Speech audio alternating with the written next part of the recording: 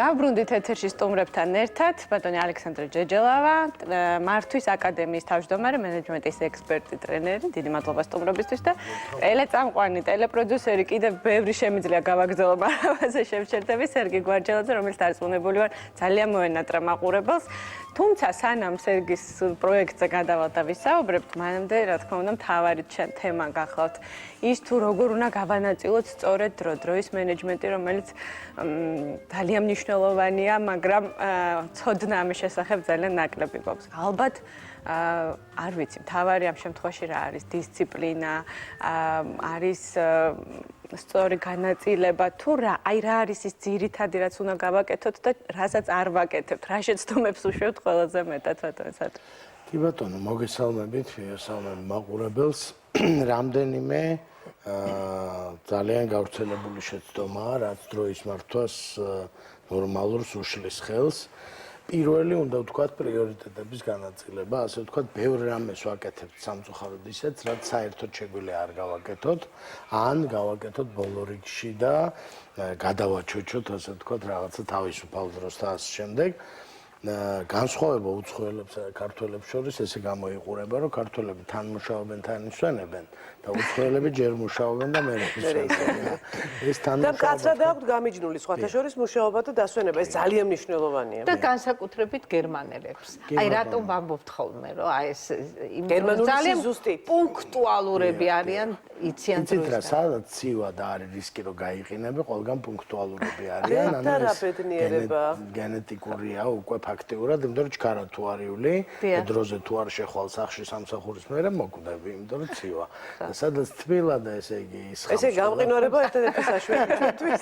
ჩვენ შემთხვევაში ჩვენი გარკვეულება სამწუხაროდ. ესე იგი, აბას გვერ ჩვენი საშველი არ არის, თუ არ გავიყიდებით არ ეშველება, მაგრამ მაინც ხო არის. სერგის მინდა მაინც კითხვა ესეთი რა, მე დავაკვირდი ასეთ რაღაცას, რაც უფრო დაკავებული ვარ და რაც უფრო ბევრი საქმე მაქვს, გაცილებით უფრო კარგად ვახერხებ დავგეგმო ჩემი დღე. არის თუ არა შენ შემთხვევაშიც ესე, როდესაც მე ვიცი ძალიან ბევრი საქმე გაქვს და არის თუ არა ეს პირდაპირ პროპორციული იმასთან, რომ განაწილებაზე უფრო ფიქრობ ამ შემთხვევაში. განაწილებაზე ფაქტიურად სულ ფიქრობ და რაღაცა გარკვეული რიტუალები მაქვს ამასთან მიმართებაში, შეიძლება რაღაც მასთან ცოტა უცნაურიც ზოგჯერ, იმიტომ რომ ფაქტიურად ყოველი დღე ეს განსაკუთრებით იმის შემდეგ, რაც ეს ელექტრონული გაჯეტები შემოვიდა ხმარებაში და მე ესეთი ინტენსიური მომხმარებელი ვარ დაახლოებით ბოლო 10-15 წელი ალბათ. ანუ ფაქტიურად ყოველი დღე იწყება დაგეგმით და ყოველი ღამე მთავრდება დაგეგმით. და ანუ ამ პროცესში ვარ სულ და ამაში რაღაცა გარკვეული შეიძლება სიამოვნებასაც ვიღებ, არ ვიცი, იმიტომ რომ არა, ბუნებრივია, ხედავ მთელ დღეს და აქედან გამომდინარე, ბევრი რაღაც ვერ ვიტყვი, რომ ყველაფერი გამომდის, რასაკვირველია. მაგრამ აი ეს რიტუალი ერთ-ერთი რაც მაქვს, ის არის რომ აი დღეს რო ვამთავრებ, მე ვცდილობ რომ დავამთავრო იმით, რომ აი რა გამომივიდა და არა იმით რა არ გამომივიდა და ეს რაღაცა გარკვეულ იმპულსს მაძლევს რომ რაღაცა დანარჩენი. თუმცა ერთი რამ აქვე მინდა სერგის ჩავეკითხო აუცილებლად. აი ნახე, ბატონმა სანდრომაც თქვა და მიღებ შენ საზღვარგარეთ დიდხანს მუშაობდი და იცი მშვენივრად, რომ იქ არსებობს მაინც დრო. ახლა შენ აბა საღამოს გეგმავ მეორე დღის თემებს მთლიანად, ხო? არსებობს კიდევ დრო, რომელსაც არასოდეს არ ეხება საქმე და შენ ისვენებ. კაცრად განსაზღვრული, რაც ბატონმა სანდრომაც თქვა. არსებობს თუ არა რაღაცა პერიოდი, რომელსაც შენ არც ერთ შემთხვევაში არ მოახმარ საქმეზე ფიქრს. და როგორ ახერხებ, რომ არ იფიქრო საქმეზე? ფაქტიურად, ჩემი მთელი აი ეს განრიგები არის აწყობილი, ეს გარკვეული სტრატეგია შევიმუშავე, ასე ვთქვათ, ავტომატურად, აი დღეს დავფიქრდი ფაქტიურად ამ თემასთან მიმართებაში, იმიტომ რომ რაღაცნაირად უნდა მეპასუხა, ხო? და დავფიქრდი და მივხვდი, რომ ყველაფერს გეგმავ იმისათვის, რომ გავთავისუფლდე რაღაც მომენტში. და ეს არის ალბათ უფრო ესეთი ციკლი ორკვირიანი, სამკვირიანი, იმიტომ რომ მე ისეთ რეჟიმში ვარ, რომ სადღაც ყოველ ორ კვირაში 2 დღით მაინც მიწევს გასვლა ქვეყნიდან და ეს არის ჩემი რაღაცა საზომი ერთეული. ანუ იმას უნდა მივუახლოვდი, იმ პერიოდისთვის, იმ 2 დღისთვის უნდა ვიყო თავისუფალი. და ამიტომ ეს პრიორიტეტებიც ნაწილდება ამ პრინციპით, რომ როგორ მოვიშორო ეს საქმე იმისათვის, რომ ის 2 დღე დავისვენო და ეს ძალიან მშველის, არ ვიცი, მე იმედი მაქვს, რომ თუ თქვენს გეგმავთ ახლა დღე რაღაც თქვენი გეგმები გაქვთ ალბათ და დარწმუნებული ვარ, რომ საახალწლოდ განსაკუთრებით ვცდილობთ, რომ გაითავისუფლოთ თავი, აი სწორედ ეს არის ის, რაც ვსაუბრობ. ანუ თქვენ ფიქრობთ ახლა ალბათ 31-ის ღამეზე, რომ აი იქ ვიყო მზათვი და ყველაფერი მქონდეს და ყველაფერი გამზადებული იყო. არ ეგეც ესეც ინდივიდუალურია. მე არ ფიქრობ. მე სექტემბრიდან ვიწყებ მაგას. ბედნიერი ადამიანები არა მაგ ამისთვის. ეს ინდივიდუალურია. ხო, არა, ნუ განწყობენ. მაყურებელი გველოდება და ბატონ სანდროსთან მოგშეკითხვა, გისმენთ გამარჯობა. გამარჯობა. წინასწარ გილოცავს დამდეგ შობა ახალწელს ბედნიერება. მადლობა თქვენს ასევე. რა მინდა გკითხოთ ახლა? მე ვარ 52 წლის, არასდროს არ მიმუშავია. არასოდეს. მყავს მეუღლე და 2 ბიჭი. ანუ 3 კაცი ოჯახში. ხალხო რა ხდება იცით? არასდროს დრო არ მყოფნის, რომ 5 წუთი შევიდე და მეზობელთან ყავა დამლე. ესე იგი იმუშავიათ გამოდის. დიახ. სულ საქმე და აი რისი ბრალია ვერ ვანაწილებ დროს რა ხდება აი არ ვიცი სამ ადგილას მუშაობენ ხალხი და ყველაფერს ასწრებ აი ოჯახში ისე ვარ რომ აი მეზობელთან ვერ შემსულ ვარ დიდი მადლობა სწორედ ეს ის შეკითხვა როგორ დავგეგმოთ სწორად იცით რა პირველ რიგში ეხმაურება მე მგონი ჩვენი ტელემაყურებლის შეკითხვა იმას რაც თქვენ ბრძანეთ რომ რაც უფრო მეტი საქმე გაქვს მით უფრო პასუხისმგებლობით ეკიდები მით უფრო მეტ დროს უთმობ დაგეგმვას და ეს თავის შედეგს გამოიღებს ხშირად ითვლება ამ ქალბატონად ბრძანა რომ არასდროს სოდეს მიმუშავიაო არადა ძალიან ბევრს მუშაობს რა როგორც ჩანს როგორც კი შენ ფიქრობ რომ ბევრი დრო გაქვს ხო ნაკლებად გეგმავ და შესაბამისად შედეგი არის უფრო უარესი როდესაც ფიქრობ რომ ბევრი საქმე გაქვს ცოტა დრო და ბევრს მუშაობ შესაბამისად აუცილებლად მოახერხებ გამონახავ დროს რომ რაღაცა დაგეგმო და ეს უკავშირდება მეორე მავნეჩვევას რომელიც ჩვენ გვაქვს და ეს არის გადართვა გადმორთვა მიდებმოდება ყველას გაგვიგია ძალიან არაპროდუქტიული ჩვევა არის რომ თან ტელეფონზე ილაპარაკო თან სადილი გააკეთო თან ჩაინიშნო რაღაც თან წაიკითხო თან დაწერო და ასე შემდეგ დროს იგებ მაგ დროს ჩვენ გონია რომ დროს იგებ სტრესს იგებთ პირველ რიგში იმიტომ რომ ეს არის სტრესორი ცენტრალური თანამედროვე მეცნიერების აზრით და დაახლოებით 5 ჯერ ნაკლებად ეფექტური ხდება. უკაცრავად ნინო, როდესაც ისეთ ინფორმაციას იღებ, აი ტელეფონის დროს გირეკავს მეგობარი, რაღაც სისულელებს აბარგოს ხო არის ასე. მე ამ დროს საქმეს ვაკეთებ, რითია ეს ცუდი? არა, თან მინდა აქვე დავამატო შეკითხვა. თუ ამბობენ რომ ქალებს აქვთ ამის არ ჯობია. ამ შემთხვევაში ქალებს და მამაკაცებს შორის თუ არ განსხვავება მაინტერესებს. ის რაც ქალბატონმა ნანაბრძანა ხშირად ამბობენ ხოლმე რომ აი ფსიქოლოგების მაგალითად რომ აი მეტად ქალებს აქვთ იმის უნარი რომ რამდენიმე საქმე აკეთონ ერთად რომ და მამაკაცები პირიქით იყვნენ თქვათ კონკრეტულად ერთი მიზნისკენ კონცენტრირებული. აი აქ არის რაღაც განსხვავება? მართლა შეიძლება უნარი იყო არაპროდუქტიული და ეს ყველას აქვს და ქართულ კაცებს დამტკიცებული აქვს ეს უნარი არა ისევე როგორც ქართულ კაცებს. გაგვიბრაზდებიან ქართული მამაკაცები შესაბამისად ეს ხშირი გადართვები და მიდებმოდება სამსახურში იქნება თუ სახლში თუ სხვა გარემოში ძალიან დამახასიათებელია ჩვენთვის და ეს არის მავნეჩვევა ძალიან უკაცრავად ჩვენ არ მე ასე მგონია რომ ბავშვობიდან უნდა მივაჩვიოთ პატარებს აი ეს დროის განკარგვა იმიტომ რომ ეს ისეთი რესურსი არის მიზნისათვის ხო და იქნებ ამაშია საქმე რომ ერთი კვირის დაგეგმარება როდესაც კარგად აღზრდი ბავშვს ესეც უნდა ჩათვალო. ანუ ჩვენების ჩამოყალიბება საიდან უნდა გავიწყოთ? მაგალითად, ადრე, ხო? ჩემს შულს ვასწავლიდი, როგორც კი მოხალთ და იმოხალ, თუ დაღლილი არ ხარ, იმეცადინე. ზუსტად ასე იყო. იცით რა შეეჩვია ამ რეჟიმს, რომ გაკვეთილები მოეცილებინა. მეც ასე ვაკეთებ ქალბატონანა, მაგრამ მაინც არასდროს არ ყოფნის დრო. აი რა უნდა გავაკეთოთ? მართლა როგორ უნდა აღსდარდოთ და როგორ ვასწავლოთ ბავშვობიდან სწორედ განაწილება? ის რა პირველი მინდა კომენტარი თუ შეიძლება რომ ადამიანები რომლებსაც დიდობაში არ უნდათ რომ დაიხვეწონ და განვითარდნენ ამბობენ ხოლმე რომ აი ბავშვობაში რომ ესწავლათ ჩემთვის რა კარგი იქნება და ეს არის გამოძრომის მიღწევა ასე რომ მაგას ვერ დაგითმობ დიდობაში ისწავლება გადასარევად ხალხი სწავლობს და ახერხებს რაც შეეხება ბავშვებს მეტი დამოუკიდებლობა უნდა მიუცეთ იმიტომ რომ ზუსტად დედის დაგეგმილი და დედის მითითებული ეს არის ანტიმეცადინეობა აბსოლუტურად გეთახმებით ასწავლით რომ არ მიიღოს მაგრამ ყველგან ვაგვიანებთ თუ არ დავეხმარებთ მაგალითს რას ნახულობ? სხვები არ აგვიანებენ. სავარაუდოდ შეიძლება ბავშვი ნახულობდეს პროფესიონალი დამგვიანებლების მაგალითს. ვერ ვეშხები. მე არ მახასიათებს ნამდვილად. თქვენ არ გულისხმობთ ამ შემთხვევაში, შეიძლება მის გარშემო საქართველოში დაგვიანება სამწუხაროდ არის სტატუსური. სერგის თუ აქვს დაგვიანების დაავადება, არა?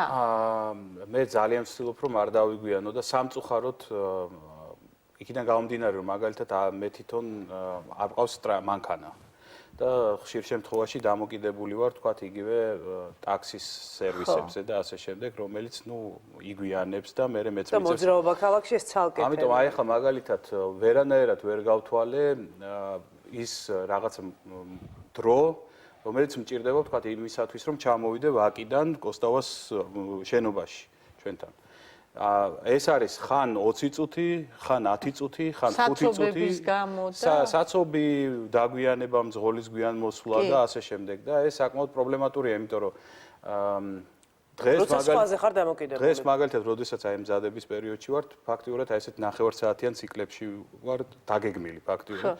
მეც კი არ გეგმავ, ასე იგეგმება თვითონ და ეს იწვევს იმას, რომ თქვა 5 წუთი სადღაც დავიგვიანე და მე ამოვარდი. ძალიან მნიშვნელოვანია კიდევ მინდა დავამატო უბრალოდ, რომ აი ჩვენ რაღაცა ეს სამუშაო საათები გავმიჯნოთ სერიოზულად. აი ხა ბოლო პერიოდში იქიდან გამომდინარე, რომ ეს ტექნოლოგიები შემოვიდა, ძალიან ბევრ კომპანიაში დასავლეთშიც, როდესაც მიწევდა მუშაობა იქ, მიაჩნდათ, რომ აი მაგალითად ბოსს შეუძლია გამოგიგზავნოს წერილი ღამის 12 საათზე და ეს შესაძლებელია, იმიტომ რომ იმეილია და შენც ჩაერთვებოდი და პასუხობდი ამას და ვფიქრობ, რომ ეს ძალიან სერიოზულად უნდა იყოს გამიჯნული, უნდა გქონდეს აუცილებლად რაღაცა ეს კომფორტული ზონები, როდესაც არც იმეილი, არც SMS-ი არ შემოდის. ხო, წინათ და ხო, არისო, ანუ ეს არის დრო, როდესაც ვისვენებ და მე დარწმუნებული ვარ, რომ უფრო პროდუქტიულები ვართ, როდესაც აი სულ ამ სამუშაო სამსახურში არა ვართ ჩართულები. მიუხედავად იმისა, რომ სურვილი დასაკვირველი არის ყოველთვის, რომ რაღაცა აკეთო. აი ზუსტად ერთი კითხვა მოდის ახლა მე რა კითხვაც გამიჩნდა ეს კითხვა ზუსტად ეხმიანება სერგი ახლა რა ჩვენ თქვი იმას. ბატონო სანდრო სერგი ორივეს გეკითხებით ამას. ძალიან მნიშვნელოვანია არასთქმას მომენტი, რომელიც საქართველოში არის ძალიან პრობლემატური. დროის დაგეგმარების მიმართებით არის თუ არა არასთქმის კულტურა, დავარქმევდი პირდაპირ კულტურას, იმიტომ რომ როცა ადამიანი რაღაცაზე უარს ვერ ამბობ, იძულებული ხდები რომ გააკეთო ის რაც არ გინდა, ან არ გევალება, ან ამ წუთას შენ ეს არ შეგიძლია, მაგრამ ვერ აკეთებ ამას. არის თუ არა ეს პირდაპირ კავშირში დროის დაგეგმარებასთან და ესეც შედის თუ არა იმ უნარებში, რომელიც უნდა შეიძინოს ადამიანმა, თუ უნდა რომ ისწავლოს დროის დაგეგმარება.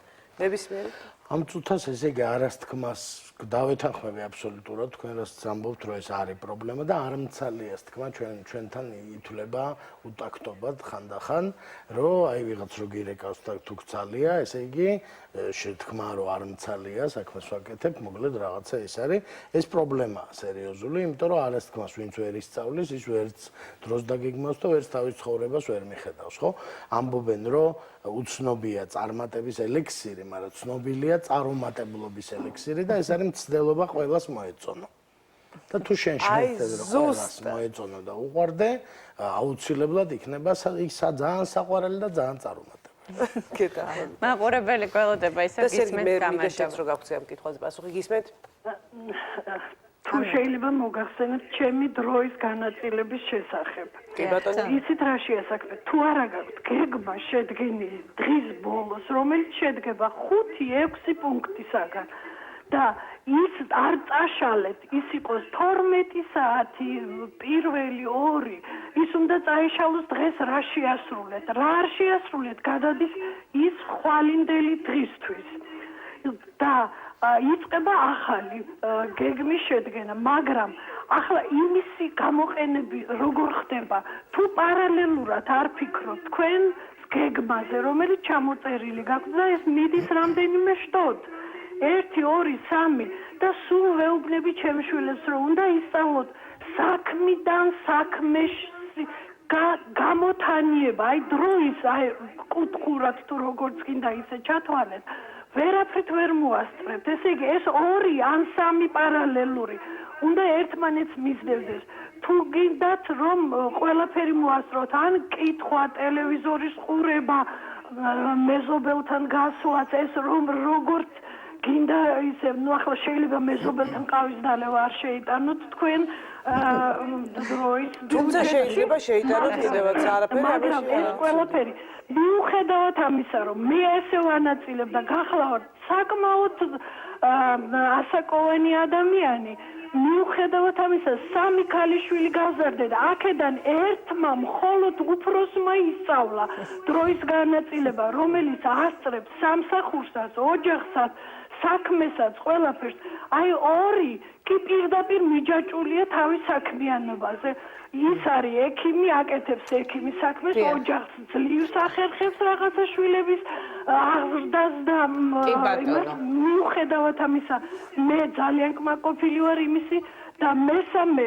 ეკლესიურია და თავის საეკლესიო საქმეს არ გეგონოთ რომ დაბადებიდან ეკლესიურია დატოვა ექიმობა და არ გახდა ეკლესიური მაგრამ სხვა საქმეს რო ვეუბნები სულ დამცინის რომ როგორ უნდა გამოვათანიო საქმეში გასაგები დიდი მადლობა ნინო აი დაუგეგმავი რომ ჯერ პასუხი არ გვინდა სერგისგან არასთან დაკავშირებით მე ვეძებ ამ პასუხს არის არა რასაკვირველია ძალიან ნუ არა ზდილობიანი არა მაგრამ ძალიან მნიშვნელოვანია კიდევ როდესაც ეუნები კონკრეტულად რამდენი დრო გაქვს იმისთვის რომ რაღაცა საქმე მოაგვარო იმ კონკრეტულ ადამიანთან და ეს საკმაოდ ისეთ სერიოზულ ანტიპათიას იწვევს ხოლმე იმიტომ რომ ეუნები რომ აი ხა 15 წუთი მაქვს და ამ 15 წუთში უნდა ჩაეტიოთ და ეს სერიოზული პრობლემაა იმიტომ რომ მე მთელი დღის მანძილზე კიდევ ვიღაცა გელოდება ეს ალბათ აი ამის არ ვიცი ეს კულტურაში ალბათ მე ეჭვი მაქვს რომ გქონდა ეს ყველაფერი და რაღაც პერიოდში და ნიჭი უნდა არა ეს კულტურა აბსოლუტურად პირდაპირ კავშირშია კულტურასთან იმიტომ რომ იცი რა მე ერთ რამეს აი ხლა ბატონ სანდროს ვეთანხმები რომ სწავლა შეიძლება ყოველთვის ყველაფრის ყველა ასაკში აბსოლუტურად გამონაკლისის გარეშე მანდ არის ერთ ძალიან მნიშვნელოვანი რამ უკვე ადამიანები რომლებიც ურთიერთობენ და არიან დაკავებულები მე მაგალითად ახლა პირველ ზარს როცა ვახორციელებ ცალია მეკითხები იმიტომ რომ მაინტერესებს ამ ადამიანს ჩემთვის ცალია იმ მომენტში კონკრეტულ მომენტში თუ არა არასოდეს არ მწყვის როცა მეუნება რომ ეხლა არა შეგიძლიათ ამირეკოს საღამოს თქვა 9-ზეაც კი ბატონო გავი რეკლამაზე გასულიყო რეკლამის შემდეგ მართვა კი ბატონო გავიდეთ ეხლა ჩვენ რეკლამაზე გასაგებია დროა რეკლამის და დაბრუნდებით მათ ბატონ სანდრო, წეგან მაყურებელმაც დარეკა და ყველას აქვს ერთი და იგივე პრობლემა, მაინც დაუბრუნდეთ ალბათ თვითონ გეგმას. რა უნდა გავითვალისწინოთ? სერგიმაც ახსენა, რომ როდესაც ხვაზე ხარ დამოკიდებული, ხშირად ვერ გათვლის ზუსტად დროს. უნდა ჩავდოთ თუ არა ამ განაწილების დროს იგივე ფორს-მაჟორული სიტუაციები გავითვალისწინოთ თუ არა. ანუ როგორ გადავანაწილოთ სწორედ ეს პრიორიტეტები. ანუ გეგმა რომელიც გვინდა შევადგინოთ, მაგრამ ამასაც ხო გარკვეული ცოდნა ჭირდება. თუ როგორ დავალაგოთ სწორად. იცით რა შეასაქმე? თავარია ცდელობა, ასე ვთქვათ, თავარია დავიწყოთ და თავარია გეგმა არსებობდეს, როგორც ერთ-ერთმა მაყურებელმა თქვა. მეორე მხრივ, რაც შეეხება გეგმის ხელუხლებელობა, არ არსებობს. ანუ გეგმა დინამიური რაღაცაა, რომელიც უნდა შეიქმნას ერთხელ და მერე გადალაგდეს გზადაგზა.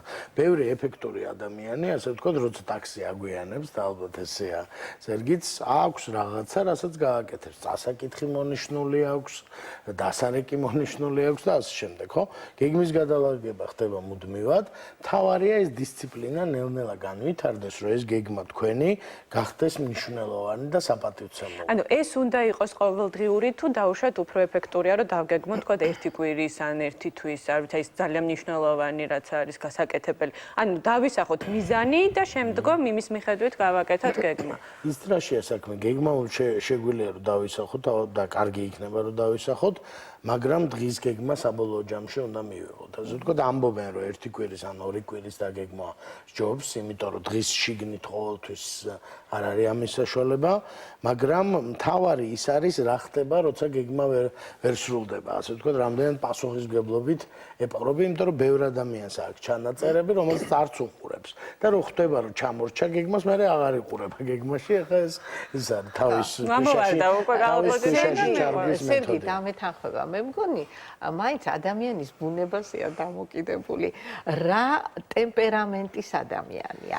რა არიან ისეთი დაბადებულები, ხო, რომელიც მე მაგალითად ერთ-ერთი ოჯახის წევრი მაღიზიანებს თავისი სიმშვიდით, სიდი განსხვავდებიან ადამიანები ერთმანეთისაგან და აქაც არის ყველაზე მნიშვნელოვანი პუნქტი.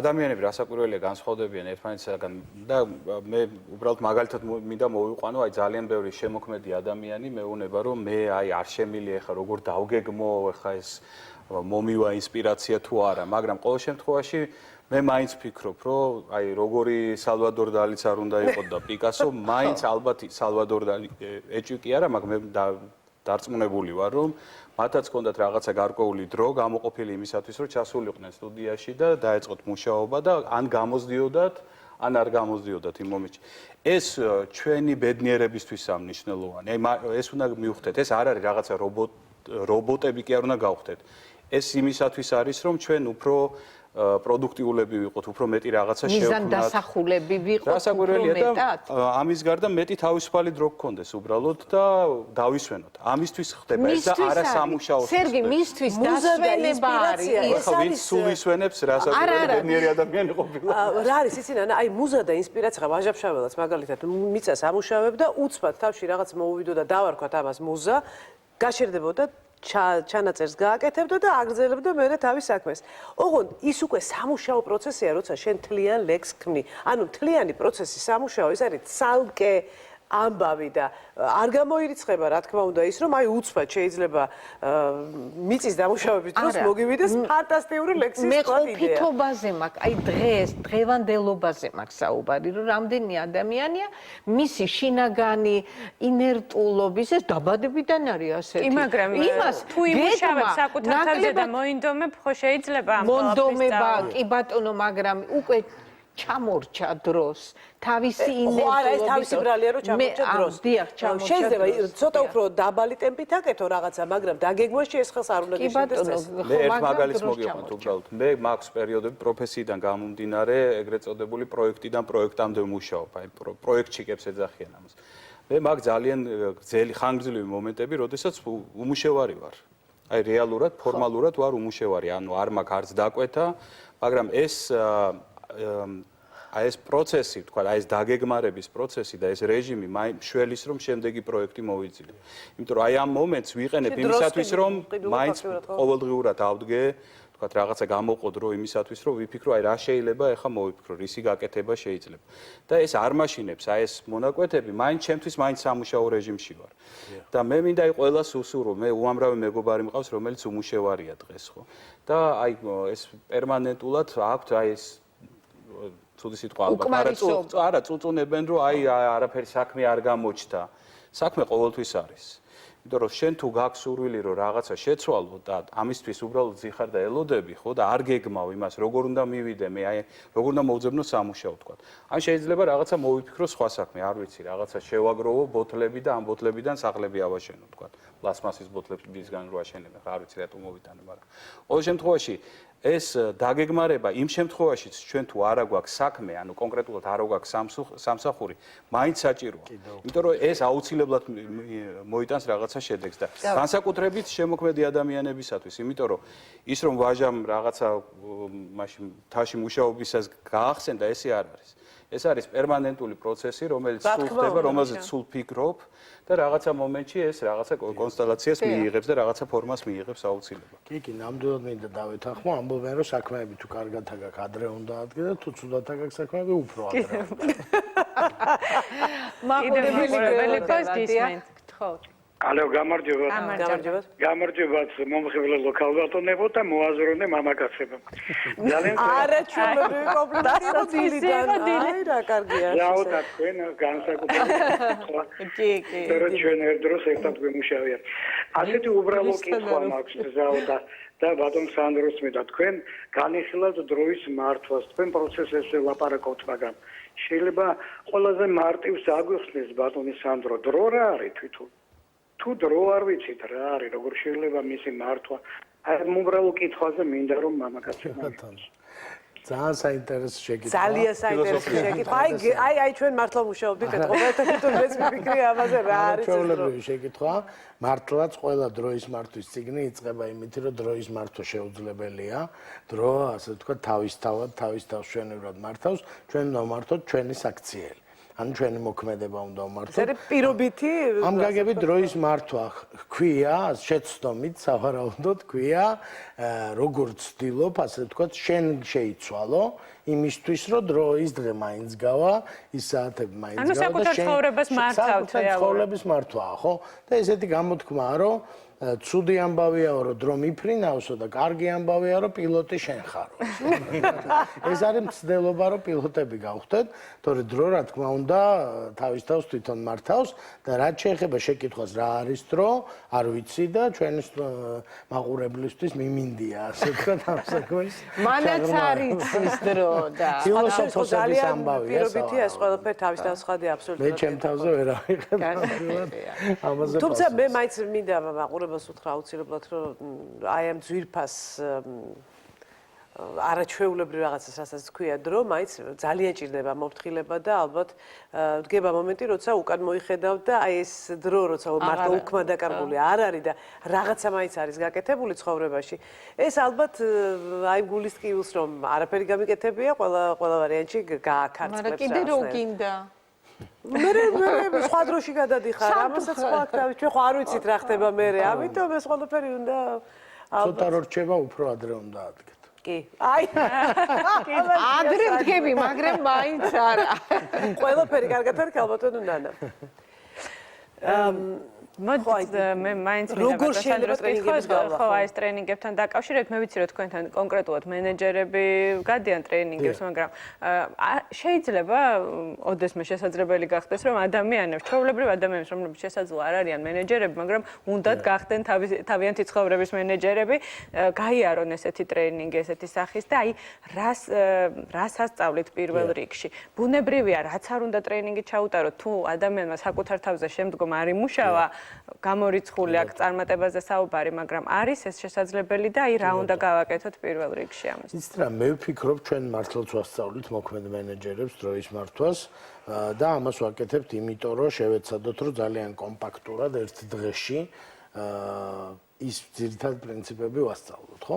მე ვფიქრობ, რომ უფრო კარგი მეთოდი ჩვენთან ტრენინგზე უკეთესი მეთოდი არის წაკითხვა ლიტერატურის და მე კონკრეტულ წიგნს ვურჩევდი ყველას, რომელიც სამწუხაროდ ქართულად ჯერ არ არის, მაგრამ ინგლისურად, რუსულად არის ხელმისაწვდომი.